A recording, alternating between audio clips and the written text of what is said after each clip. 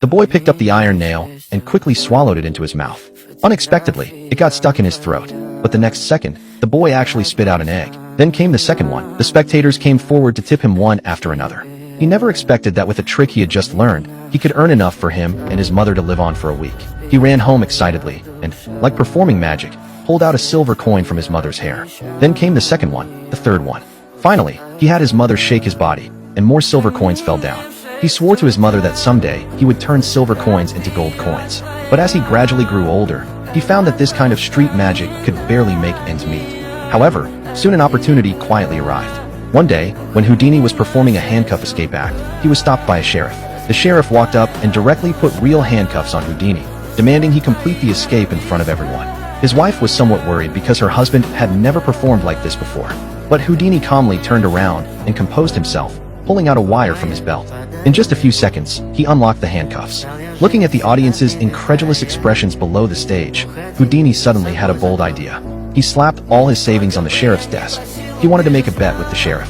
The sheriff remained unmoved. He then pulled open his shirt and patted his stomach, mocking that the sheriff's fists were made of cotton and had no deterrent power whatsoever. This completely angered the other party.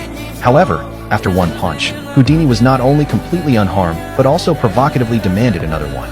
Finally, he got his wish and was handcuffed, thoroughly searched all over his body, and finally pushed into a jail cell. Before leaving, the sheriff left harsh words.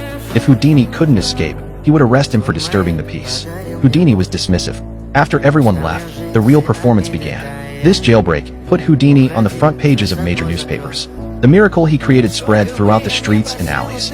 Smart Houdini also realized that every future performance had to be more spectacular than the previous one, or he would be knocked off his pedestal. Just when Houdini was at his wit's end, he met a genius prop master named Jim. He recommended to Houdini his replica of new type handcuffs and design keys that could unlock in 1 second. You think you can make an elephant disappear? Sir? Can you get me out of a block of ice? I can make you catch a boat. Harry, we got a matinee. Give me time, and I'll figure out the elephant. I'll give you time. Full time. Just like that, Houdini's team was formed.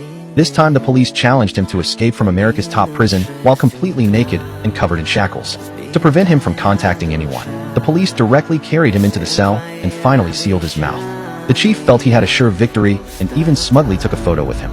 But soon he was proven wrong. The chief drove everyone away, and Houdini began his performance. He opened his palm. He actually had 6 fingers. A few minutes later, the chief came to check the cell. Houdini had disappeared, leaving only chains all over the floor. This escape made Houdini's reputation spread nationwide.